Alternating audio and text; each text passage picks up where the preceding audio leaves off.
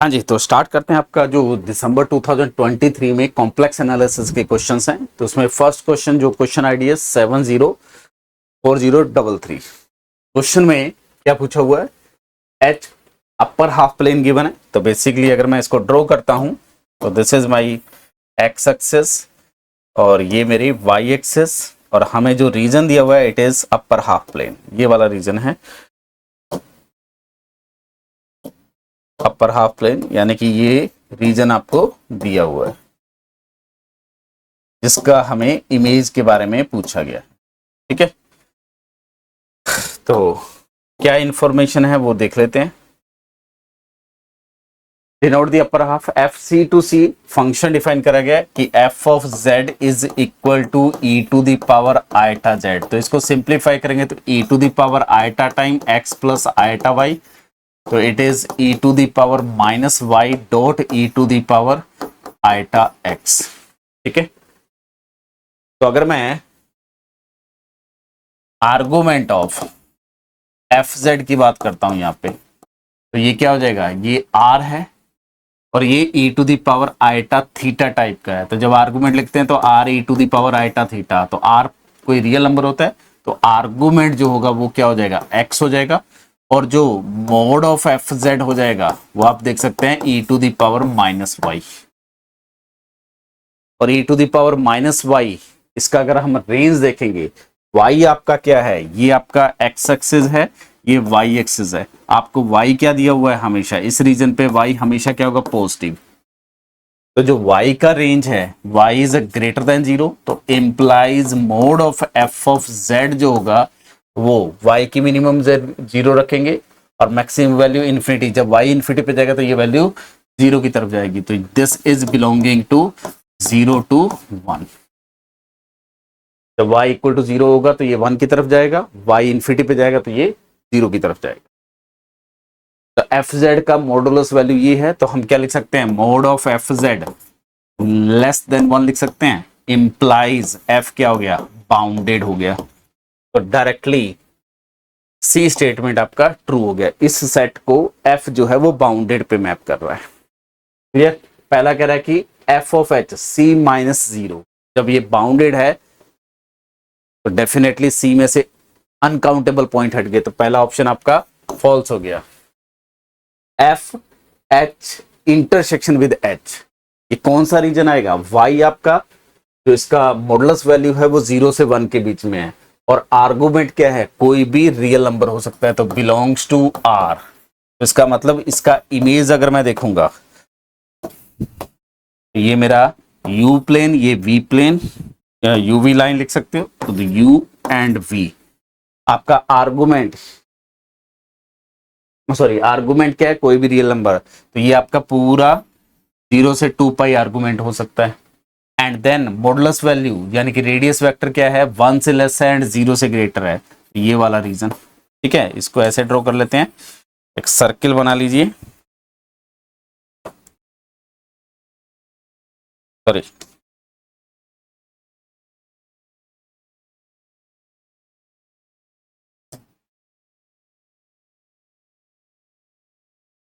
And इसको यहाँ पे प्लेस कर लेते। ठीक है, तो आपके पास देखो ये कभी 0 नहीं हो सकता, तो ये पॉइंट रिमूव हो गया, 0 वाला पॉइंट रिमूव हो गया, ये पॉइंट नहीं आएगा, उसके अलावा सारे पॉइंट्स आएंगे, और ये रेडियस 1 तक जा सकता है, तो बाउंड्री इंक्लूड नहीं होगी। तो इस अपर हाफ प्लेन ये वाले सारे पॉइंट किस में है, इस रीजन पे है, तो इसके साथ ये इंटरसेक्शन क्या हो गया, अनकाउंटेबल हो गया। तो ये आपका ऑप्शन भी फॉल्स हो गया। ये कह रहा है कि इट इज अ कन्वेक्स यहाँ पे देखो ये जीरो इंक्लूडेड नहीं है, जीरो यहां से एक्सक्लूडेड है, इसके रेंज में जीरो कभी नहीं आएगा, और जीरो अगर रेंज में नहीं आएगा तो ये एक डिस्क बनेगा जिसमें जीरो एक्सक्लूडेड है। It is not a convex set, तो आपका डी ऑप्शन भी फॉल्स हो गया। तो answer should be only B option. Clear, move करते हैं नेक्स्ट क्वेश्चन पे। एफ आपको मैरोमॉर्फिक फंक्शन दिया हुआ है on open set containing a unit circle C and its interior. ठीक है, तो कोई एक ओपन सेट दिया हुआ है आपको, उसमें एक यूनिट डिस्क कंटेंड हो रहा है। ठीक है,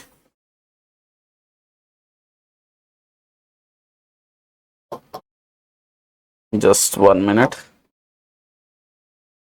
से ये आपका डिस्क है जो इसमें कंटेंट हो रहा है, ठीक है।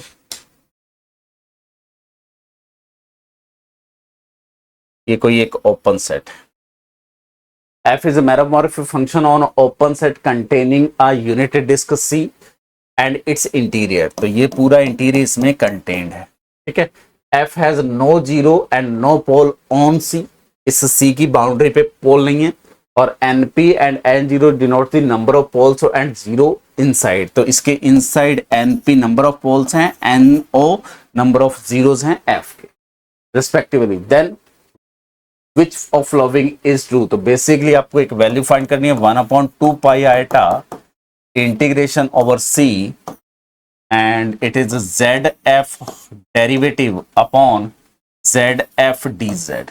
ये क्वांटिटी कैलकुलेट करनी है, ठीक है। F होलोमॉर्फिक है तो Z into F also holomorphic, तो 2 पाई आयटा C इसका डेरिवेटिव करेंगे तो ये आ जाएगा आपके पास F dash plus it is Z same रहेगा, सॉरी Z का डेरिवेटिव करा तो आपके पास आ गया ये F plus Z same F dash upon क्या दिया हुआ है Z ऑफ F dz। ये लिख सकते हैं which is equal to 1/2 pi iota integration C, ये आ जाएगा 1/Z dz plus integration F dash upon F dz। ये लिख सकते हैं। ये क्वांटिटी यहाँ पे mod Z equal to 1 put करेंगे, यानी कि Z R e to the power iota theta put करेंगे और इसको सिंप्लीफाई करेंगे तो ये आपके पास क्या जाएगा 2 पाई, ठीक है। जस्ट कंटूर इंटीग्रेशन यूज कर लीजिए। यहाँ R इक्वल टू क्या है 1, तो e to the power iota theta, तो this integral is 2 pi iota, ठीक है। तो ये क्वांटिटी आ गई 2 pi iota into this is 2 pi iota plus यहाँ पे प्रिंसिपल आर्गुमेंट यूज कर दीजिए। वो क्या होता है number of zeros, number of zeros which is N0 minus NP। और ये 2 पाई आयटा से 2 पाई आयटा कैंसिल आउट हो जाएगा, सॉरी इनटू 2 पाई आयटा। ये क्वांटिटी सिंप्लीफाई करेंगे तो it is 1 plus N0 minus NP। तो आर्गुमेंट प्रिंसिपल यूज करना है।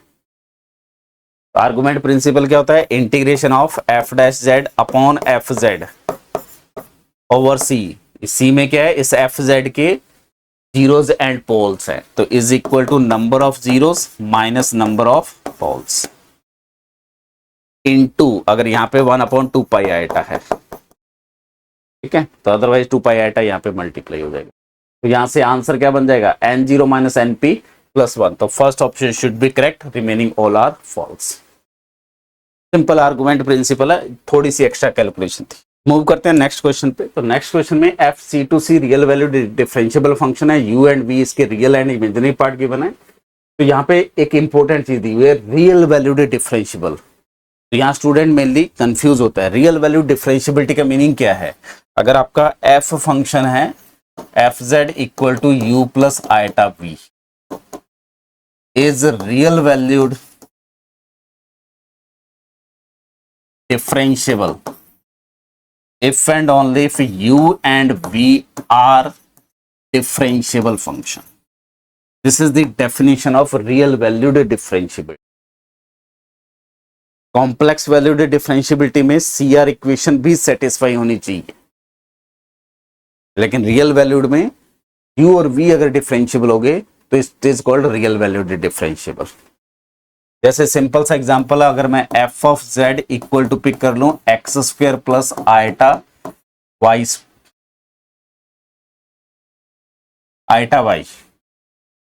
तो u एक पॉलिनोमियल है, v एक पॉलिनोमियल है, तो it is a real valued differentiable, लेकिन on everywhere for every x Y, क्योंकि u हर एक्स वाई के लिए डिफरेंशिएबल है, v हर एक्स वाई के लिए, तो it is a real valued differentiable on c, पूरे c के हर पॉइंट पे, यानी कि x, y के लिए रियल वैल्यूड है। लेकिन कॉम्प्लेक्स वैल्यूड के लिए CR equation u of x लिखूंगा तो it is 2x equal to क्या चाहिए v ऑफ y, और v ऑफ y क्या है 1, यानी कि x इक्वल टू 1/2 आ जाएगा। और दूसरी इक्वेशन u ऑफ y आपके पास क्या आ जाएगा 0 equal to minus of v x, वो क्या आ जाएगा 0, ये सेटिस्फाई हो रही है। तो x इक्वल टू 1/2 लाइन पे ये सिर्फ कॉम्प्लेक्स वैल्यूड डिफरेंशिएबल है, लेकिन real valued differentiable on whole R square है। तो आई थिंक दोनों में डिफरेंस समझा गया, और जिस स्टूडेंट को डिफरेंस समझा गया वो क्वेश्चन इजीली कर लेगा। क्वेश्चन में क्या दिया हुआ है, पहला कह रहा है कि जो curve u1 equal to c और v equal to c2 are orthogonal. इसका मतलब क्या है,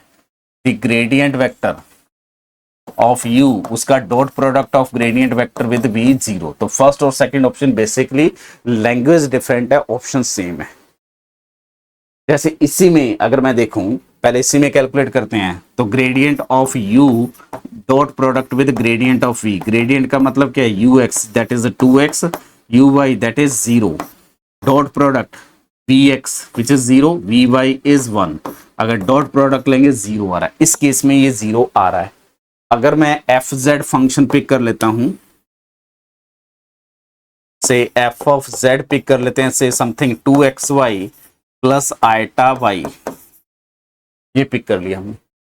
यहाँ पे अगर मैं gradient of u dot gradient of v calculate करूंगा तो इट इज u का x के रेस्पेक्ट में 2y 2x and y v का y के x के रेस्पेक्ट में 0 एंड y के रेस्पेक्ट में पार्शियल डेरिवेटिव 1 करेंगे, तो ये अगर सिंप्लीफाई करेंगे तो इट इज 2x आ जाएगा, which is not equal to 0 for all x। यहाँ पे देखो रियल पार्ट पूरे आर स्क्वायर पे डिफरेंशिएबल है, इमेजिनरी पार्ट भी आर स्क्वायर पे डिफरेंशिएबल है, तो f is real valued differentiable, but ये ऑर्थोगोनल नहीं है। तो पहला और सेकंड ऑप्शन डायरेक्टली ट्रू हो गया, ठीक है। फोर्थ ऑप्शन वो कह रहा है कि अगर u और v ऑर्थोगोनल हो गए, ग्रेडियंट का डॉट प्रोडक्ट 0 होने का मतलब u एंड v ऑर्थोगोनल, तो f एंटायर हो गया। यहाँ ये देखिए एग्जांपल, u एंड v दोनों ऑर्थोगोनल है, लेकिन f सिर्फ x इक्वल टू 1/2 लाइन पे डिफरेंशिएबल है, implies it is nowhere entire, क्योंकि एंटायर होने के लिए किसी न किसी एक ओपन डिस्क में एनालिटिक होना चाहिए, वो डिस्क यहाँ पे कभी नहीं मिलेगी। तो यही एग्जांपल है किसका, डी ऑप्शन का, डी फॉल्स हो गया। अब सी हमने क्लास में प्रूफ करा हुआ है, कैसे प्रूफ करा हुआ है, f z is equal to u plus iota v अगर एंटायर फंक्शन है तो implies u x equal to क्या आ जाएगा v y and u y equal to क्या आ जाएगा माइनस वी एक्स। तो जब मैं gradient of u dot gradient of v की बात करूंगा वो क्या आ जाएगा u of x u of y dot product of v x v y which is equal to u x की जगह क्या रिप्लेस कर सकता हूं मैं वी ऑफ वाई, और यू वाई की जगह रिप्लेस कर सकता हूं माइनस वी ऑफ एक्स, और इसका dot product of v x with v y. Simplify करेंगे तो it is v of x v y minus v of x v y which is always 0। तो अगर फंक्शन एंटायर है तो C R equation hold करेगी, और C R equation hold करेगी तो ये जो u इक्वल टू C1 है और v इक्वल टू C2 है ये ऑर्थोगोनल होंगे आपस में। तो सी ऑप्शन हमने प्रूफ कर दिया। Clear. Next question simple question है, रोशी थ्योरम के बेस पे क्वेश्चन है। क्वेश्चन क्या इंफॉर्मेशन होती है रोशी थ्योरम की, अगर f and g are analytic in domain D, किसी ओपन कनेक्टेड डोमेन डी पे एनालिटिक है, ठीक है, और डी यहाँ पे बाउंडेड है, ठीक है, एंड ऑब्वियसली क्या लेके चल रहे हैं कनेक्टेड,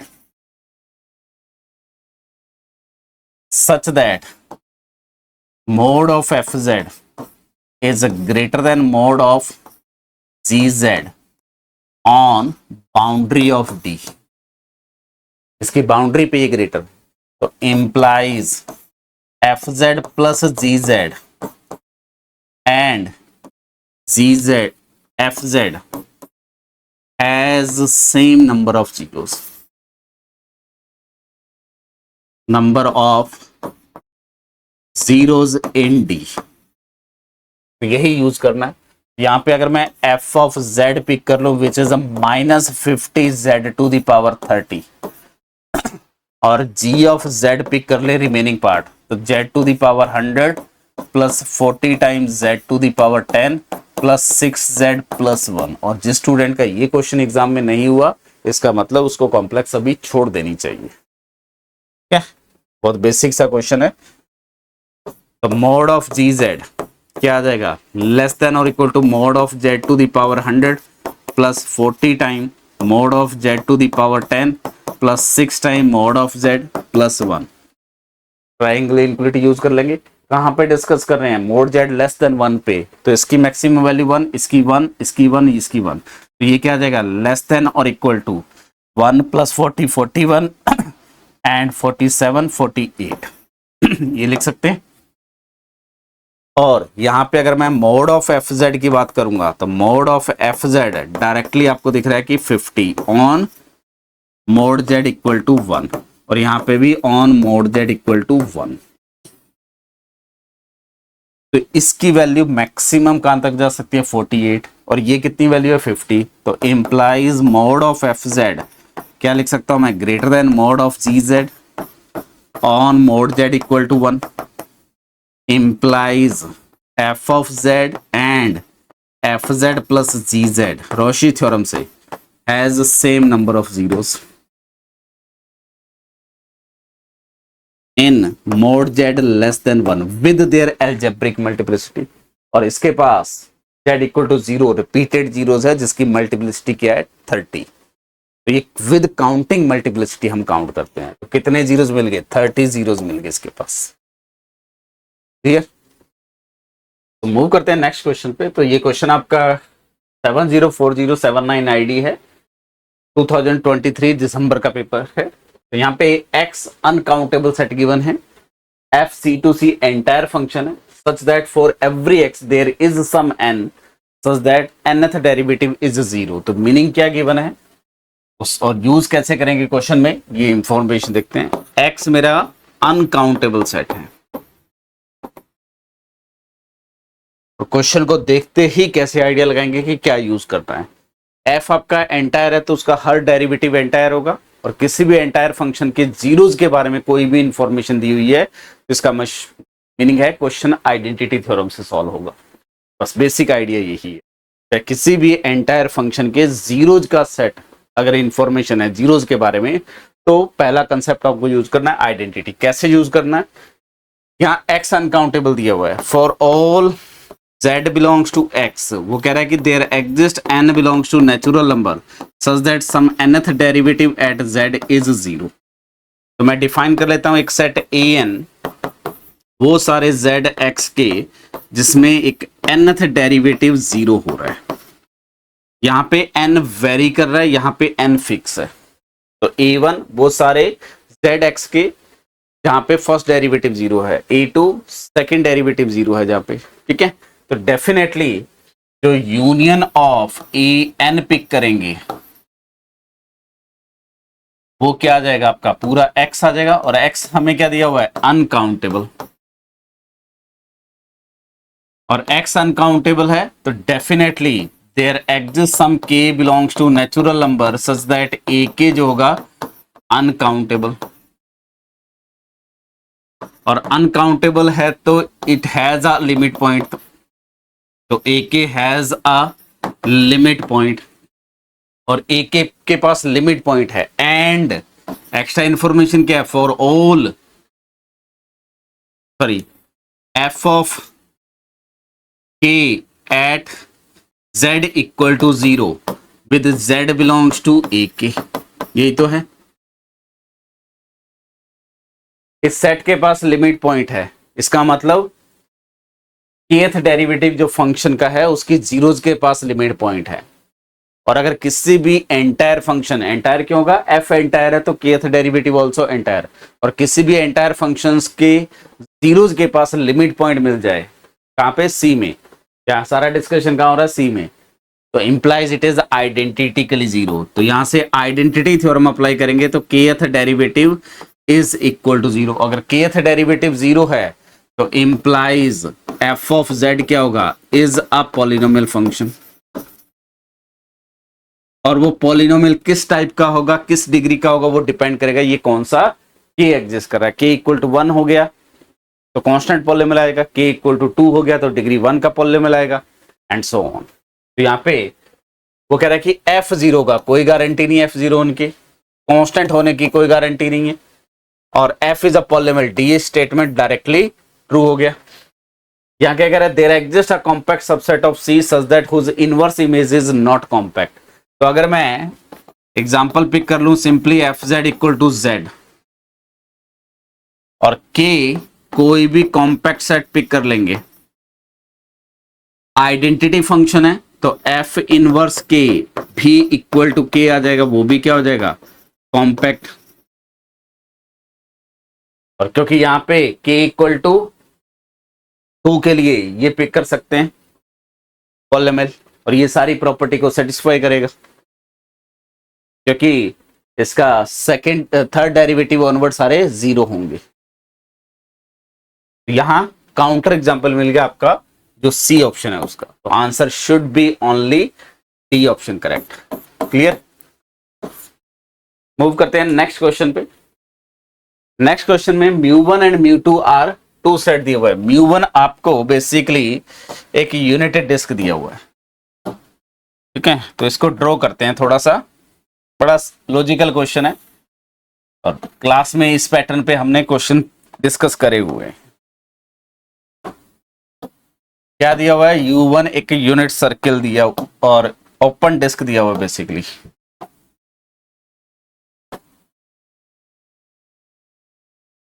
जस्ट 1 मिनट।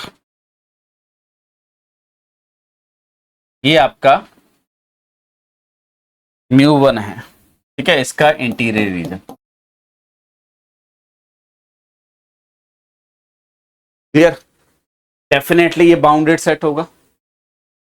पहले मैं आ रहा हूं सेकंड ऑप्शन पे, there exist holomorphic onto function from μ2। μ2 कौन है, C। सेकंड ऑप्शन का मीनिंग देखते हैं पहले। F कह रहा है कि C to μ1 analytic function, analytic हो गया तो क्या हो जाएगा, एंटायर हो जाएगा। तो यहां से क्या होगा, f ऑफ C कंटेन्ड होगा μ1 में, और ये बाउंडेड है तो इसका मतलब f क्या हो जाएगा, बाउंडेड, और f बाउंडेड हो गया तो f must be a constant function, और f कांस्टेंट फंक्शन है लेबलिज थ्योरम से, f इज कांस्टेंट। अगर कांस्टेंट हो गया तो ये कभी भी ऑन टू मैपिंग नहीं मिलेगा। यहां क्या कह रहा है, there exist holomorphic projective map from this, तो B option false. Similar logic D option के लिए, अगर μ2 टू μ1 होलोमॉर्फिक फंक्शन एग्जिस्ट करेगा तो वो कौन सा होगा, सिर्फ कांस्टेंट फंक्शन, और वो 1 हो नहीं सकता, इंजेक्टिव हो नहीं सकता, तो डेफिनेटली बी और डी डिस्कार्ड हो गया। आधा क्वेश्चन हमारा सॉल्व हो गया। अब ए ऑप्शन और सी ऑप्शन को मैच करना है। ए ऑप्शन कह रहा है कि μ1 से, या C option, there exist holomorphic function from μ1 to μ2 which is injective, तो सी ऑप्शन सिंपली, अगर मैं f of z equal to simply z pick कर लूं, पिक कर सकता हूं, ये μ1 को कहां मैप करेगा, μ1 पे, और डिस्टिंक्ट एलिमेंट को कहां लेके जाएगा, डिस्टिंक्ट पे, और μ1 μ2 का सबसेट है, तो इसको मैं अज्यूम कर सकता हूं it is a function defined from μ1 to μ2, और ये कौन सा फंक्शन है, इंजेक्टिव 1 फंक्शन है। तो सी ऑप्शन का सी ऑप्शन का एग्जाम्पल मैंने बना दिया। इस पूरे क्वेश्चन में इंपॉर्टेंट था ए ऑप्शन, और ए ऑप्शन में हमने यहां से एक अपर हाफ पे मैपिंग बनाई हुई है बाइलीनियर ट्रांसफॉर्मेशन, जो यूनिट सर्किल का या इंटीरियर को कहां मैप कर देगा, अपर हाफ पे, ठीक है, इस रीजन पे मैप करवा सकते हैं। वो कुछ इस टाइप की मैपिंग आती है, आप बाइलीनियर का लेक्चर देख लीजिए, वहां पे आपको मिल जाएगा। Upper half, right half, lower half, जो यूनिट सर्किल को रियल लाइन पे मैप करने वाली मैपिंग है, उसकी हेल्प से हमने ये एक मैपिंग बनाई थी, ठीक है। दिस इज दी मैपिंग जो यहां पे मैप करेगी। अब मैं क्या कर रहा हूं, अगर मैं इस पे डायरेक्टली देखो fz इक्वल टू, ये मेरा f है, मैं एक g फंक्शन डिफाइन कर लेता हूं, gz equal to z square. अगर मैं यहां पे z का आर्गुमेंट देखूं, z कहां से बिलोंग कर रहा है, इस रीजन से बिलोंग कर रहा है, तो z को मैं r e to the power eta theta लिखूंगा, आर मेरा क्या हो सकता है, ग्रेटर देन 0 कुछ भी हो सकता है क्योंकि अपर हाफ है। और थीटा मेरा क्या होगा, थीटा होगा लेस देन पाई और ग्रेटर देन 0। अभी तक ये होगा, यहां से स्टार्ट होगा यहां तक मूव करेगा, ठीक है। ये लिख सकते हैं लेस देन पाई और ग्रेटर देन 0। अगर मैं dz फंक्शन डिफाइन करता हूं तो z की जगह क्या रिप्लेस हो जाएगा, R square E to the power 2 eta theta. तो इसका आर्गुमेंट क्या हो जाएगा, 2 पाई। तो बेसिकली ये फंक्शन इसको, ये वाले रीजन को पूरे सी पे मैप कर देगा। प्रॉब्लम कहां है, अभी इस लाइन की इमेज नहीं है, तो उसके लिए क्या करना है, क्योंकि यहां पे अगर क्लोज डिस्क दिया होता तो फिर इस लाइन को लाइन पे मैप कर देता, वहां पे उसने ओपन डिस्क दिया हुआ है, तो ओपन डिस्क को इस ओपन रीजन पे strictly greater imaginary part greater than 0 पे हमने मैप करा हुआ है। तो मैं करता हूं क्या हूं, तो ये पहले इंपॉर्टेंट ट्रांसफॉर्मेशन ध्यान रखिएगा। सेकेंड, मैं इस रीजन को ट्रांसफर कर देता हूं एक्स एक्सिस के बिलो। तो बेसिकली मैंने क्या किया, अब वाई एक्सिस एक्स एक्सिस और आइटा डिस्टेंस से शिफ्ट कर दिया इसको। तो इसका मीनिंग क्या है, हमारा जो रीजन आएगा वो कौन सा रीजन आएगा, अब ये आइटा पॉइंट होगा,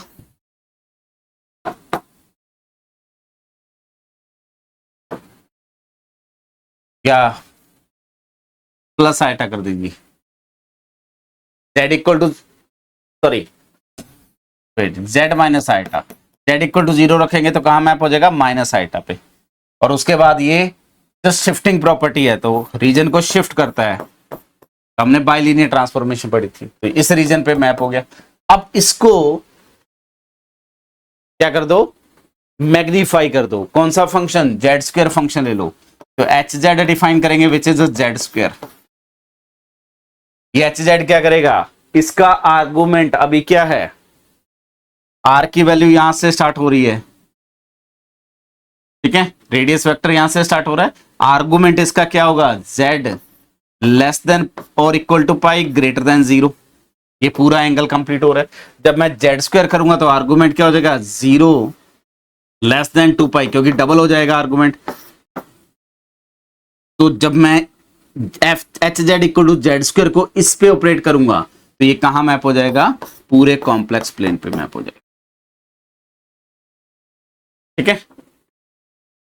तो इंपॉर्टेंट मैपिंग ये थी, यूनिट सर्किल को अपर हाफ पे ले जाओ, अपर हाफ को थोड़ा सा शिफ्ट करो डाउनवर्ड, और देन शिफ्ट करने के बाद जेड स्क्वायर ऑपरेटर यूज करो। तो ये जो फंक्शन है, ये फंक्शन क्या होगा, μ1 से μ2 पे होलोमॉर्फिक, बेसिकली इनका कंपोजिशन जो है, ठीक है। तो आप ओपन यूनिट डिस्क को पूरे सी पे मैप कर सकते हैं। इसको इजी वे से समझना है तो यहां देखो, हमने रियल एनालिसिस में ओपन 0 1 को कहां पे मैप कर रख सकते हैं, आर पे। कैसे मैप कर सकते हैं, और इजी बना लेते हैं, -π/2 टू π/2। अगर आपको डायरेक्टली एग्जांपल फाइंड करना है तो ये भी एक तरीका हो सकता है, -π/2 टू π/2 टू आर पे ऑन टू फंक्शन बनाना है। तो मैंने tan ऑफ x अगर मैं फंक्शन बनाता हूं तो ऑन टू आ जाएगा। तो यहां पे tan z में कुछ चेंज करके आप इस यूनिट डिस्क से c पे ऑन टू होलोमॉर्फिक फंक्शन बना सकते हैं, क्लियर है। तो ये हिंट कहां से मिल रहा है, रियल लाइन को, सॉरी एक फाइनाइट लेंथ के इंटरवल को कहां मैप कर रहे हैं, पूरे आर पे, क्लियर। तो आंसर ए एंड सी। तो आई थिंक क्लियर होगा क्वेश्चन। मूव करते हैं नेक्स्ट क्वेश्चन पे। For an integer consider this contour integral which of following statement is true. तो हमें एक आई के इंटीग्रल दिया हुआ है which is mod of z equal to 1 e to the power z के dz, ये दिया हुआ है हमें, ठीक है। तो हमें ये पूछा हुआ है कि इस इंटीग्रल की वैल्यू हर इंटीजर के लिए क्या 0 होगी या नहीं होगी। तो अगर मेरा k लेस देन और इक्वल टू 0 है, सबसे पहला केस, जैसे k इक्वल टू 0 हो गया तो इसके पास कोई सिंगुलर पॉइंट नहीं है, और k लेस देन 0 है तो ये न्यूमिनेटर में आ जाएगा, तो भी कोई सिंगुलर पॉइंट नहीं है। तो कॉशी थ्योरम से i के हमेशा क्या रहेगा, 0 रहेगा। अब अगर मेरा k ग्रेटर देन और इक्वल टू 1 है, ठीक है, k कोई इंटीजर वैल्यू दी हुई है तो k ग्रेटर देन और इक्वल टू 1 है, तो उस केस में क्या होगा, इसके पास z इक्वल टू 0 पे पोल होगा, तो इस इंटीग्रल की वैल्यू आई के क्या आ जाएगा, 2 pi iota into residue at z equal to 0 of F z, basically e to the power z upon z के। और रेजिड्यू कैलकुलेट करना है तो इस एक्सप्रेशन में 1 बाई जेड की टर्म देख लो, तो e to the power z by Z के, इसको लिख सकते हैं 1 अपॉन जेड के, और ये आ गया 1 plus Z square by 2 factorial up to z to the power k minus 1 upon k minus 1 factorial and z to the power k and k factorial and so on. जब 1 upon Z के से multiply करेंगे तो ये जो term होगी ये आपको 1 बाई जेड का कोफिशिएंट देगी, तो ये क्या आ जाएगा आपके पास, it is 2 pi iota into 1 by k minus 1 factorial. ठीक है, तो यहां पे वो कह रहा है कि k ग्रेटर देन और इक्वल टू 1 पे ये कभी भी 0 नहीं होगा, गारंटी है कि ये ट्रू हो गया। ठीक है, फर्स्ट ऑब्वियसली फॉल्स हो गया। थर्ड स्टेटमेंट, आई के का मोड और आई के प्लस 1 का मोड, तो मोड ऑफ आई के अगर कैलकुलेट करेंगे तो ये आईटा हट जाएगा, तो it is 2 pi by k minus 1 factorial, और जैसे जैसे k इंक्रीज करेगा तो डिनोमिनेटर इंक्रीज करेगा, ओवरऑल वैल्यू क्या होगी, डिक्रीज होगी। तो मैं क्या लिख सकता हूं, आई के ग्रेटर देन आई के प्लस 1 ग्रेटर देन आई के प्लस 2, क्योंकि डिनोमिनेटर इंक्रीज हो रहा है तो वैल्यू डिक्रीज होगी। यहां पे रिवर्स दिया हुआ है। ठीक है, तो ये फॉल्स हो गया। और ये कह रहा है कि k टेंड्स टू इन्फिनिटी पे आई के कहां जाएगा, k टेंड्स टू इन्फिनिटी पे ये क्वांटिटी कहां जाएगी, 0 पे, तो डी ऑप्शन डेफिनेटली करेक्ट। तो answer should be B and D option. Clear? Next question, और ये बहुत अच्छा क्वेश्चन है। ठीक है, क्या दिया हुआ है, एक entire function P N Z दिया हुआ है, तो पी एन जेड के बारे में लिख लेते हैं। वो क्या है, summation K varying from 0 to n z to the power k upon k factorial. इसको अगर मैं एक्सपेंड करूंगा तो k इक्वल टू 0 पे 1, देन k इक्वल टू 1 पे z plus 1 Z square by 2 factorial plus Z N by N factorial, यही है। और ये बेसिकली क्या है, इट इज nth पार्शियल सम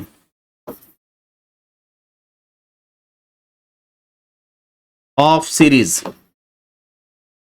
कौन सी सीरीज का nth पार्शियल सम है, 1 plus Z square by 2 factorial plus Z cube by 3 factorial plus and so on z to the power n by n factorial and so on. इस series का nth partial sum है। इसको अगर मैं summation form में लिखूंगा तो it is a summation k varying from 0 to infinity z to the power k upon k factorial, और ये सम होता क्या है, e to the power z।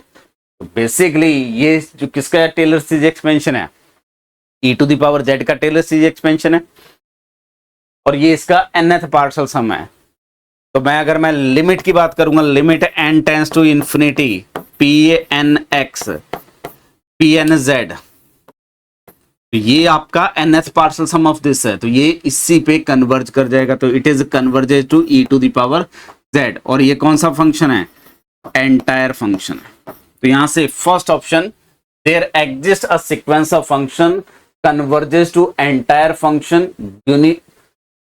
Function uniformly on the subset of C. ये function entire है, तो इस series का जो रेडियस ऑफ कन्वर्जेंट हो जाएगा आर ओ सी क्या हो जाएगा, R O C is whole plus infinity, यानी कि ये हर रीजन पे कन्वर्जेंट है। और अगर हर रीजन पे कन्वर्जेंट है तो डेफिनेटली हर कॉम्पैक्ट सबसेट पे यूनिफॉर्मली कन्वर्जेंट होता है। ठीक है, अगर कोई आपका सी पे कन्वर्जेंट है, सी के हर पॉइंट पे कन्वर्जेंट है सीरीज, तो वो आपके हर कॉम्पैक्ट सेट पे यूनिफॉर्मली कन्वर्जेंट होती है। क्लियर? तो यहां पे फर्स्ट स्टेटमेंट आपका डेफिनेटली ट्रू हो गया।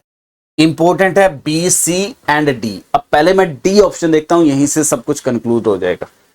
यहां देखो S N denote this set of zeros of this and A N is a minimum of this. ठीक है, तो मैं इसी को नेक्स्ट पेज पे करता हूं।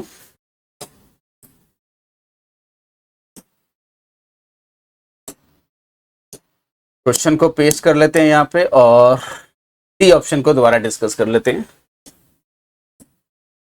यहाँ पे वो क्या कह रहा है कि ए एन जो है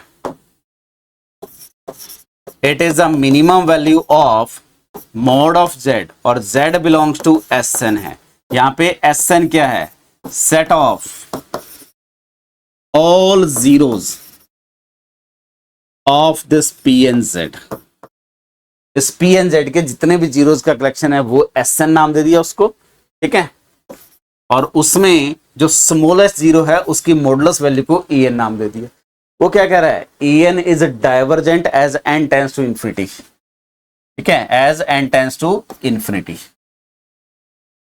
मान लेते हैं कि ऐसा नहीं होता, let A N not diverge to plus infinity as N tends to infinity. अगर ऐसा हो गया, अगर सीक्वेंस डाइवर्जेंट नहीं है तो उसके पास कोई ना कोई कन्वर्जेंट सब सीक्वेंस मिलेगा, क्योंकि सीक्वेंस में टर्म्स नॉन नेगेटिव है, क्योंकि ये मोड ऑफ जेड है। हम एनालिसिस पार्ट में पढ़ते हैं कि अगर एक साइड सीक्वेंस बाउंडेड है और नॉन डाइवर्जेंट है तो it must have a limit point और it must have a convergent subsequence. तो implies there exist some a N k which converges to some a naught. और a N के मेरे पास क्या है, ए एन के is a subsequence of A N.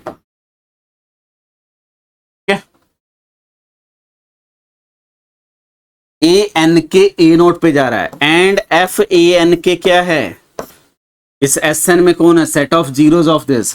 तो it sorry p n of n k क्या आएगा, it is a zero. और पी एन के ये जीरो है, ये यहां पे जा रहा है, ये फंक्शन कंटिन्यूअस फंक्शन है, इसको कहां जाना चाहिए, P N at A naught पे which is E to the power A naught. But ये तो कभी जीरो हो नहीं सकता। यहां हम कह रहे हैं कि ये क्वांटिटी हमेशा जीरो है, तो ये जीरो टर्म्स का सीक्वेंस है, तो उसको जीरो पे कन्वर्ज करना होगा। लेकिन कन्वर्ज कहां कर रहा है, e to the power A naught, क्योंकि पी एन क्या है, कंटिन्यूअस, विच इज कॉन्ट्राडिक्शन। इसका मतलब ये सीक्वेंस हमेशा डाइवर्ज करेगा। अब देखो इंटरेस्टिंग चीज क्या है, जब मैं P1 पिक करूंगा, P1 क्या आ जाएगा मेरे पास, n इक्वल टू 1 रखते हैं यहाँ पे, P1 इक्वल टू क्या आ जाएगा, k वेरी करेगा 0 से 1 तक, तो 1 प्लस जेड टाइप का आ जाएगा। उसके पास 0 होगा, z इक्वल टू -1। P2 अगर देखेंगे तो 1 plus Z square by 2 factorial आ जाएगा, उसके पास 2 जीरो मिलेंगे। तो हर Pn के पास n जीरोज है, उसमें से अगर मैं स्मॉलेस्ट जीरो पिक कर रहा हूं उनका भी सीक्वेंस डाइवर्ज कर रहा है।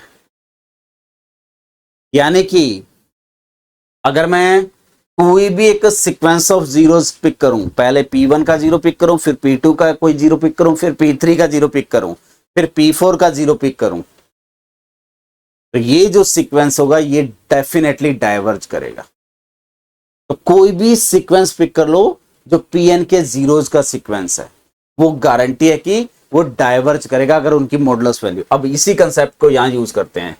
यहां क्या कह रहा है, for all n greater than 0 Pn has a zero in this set.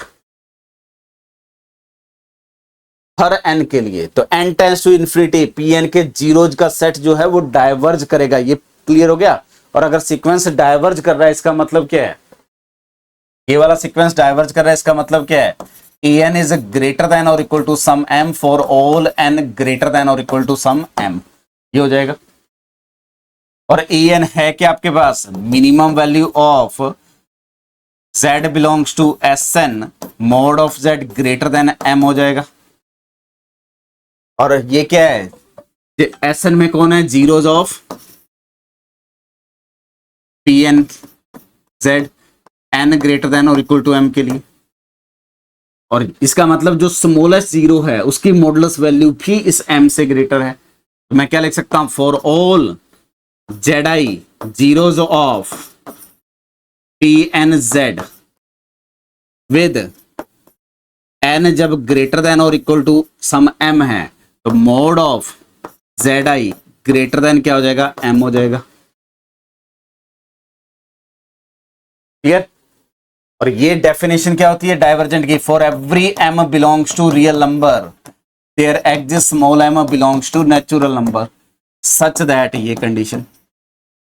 अब अगर मैं m को 2023 पिक कर लूंगा तो एक स्मॉल m जरूर मिलेगा, m को 2023 पिक कर लूंगा तो एक स्मॉल m जरूर मिलेगा, जिसके बाद ये an हमेशा m से ग्रेटर होगा, यानी कि इस pn के सारे जीरोस इसके बाहर चले जाएंगे।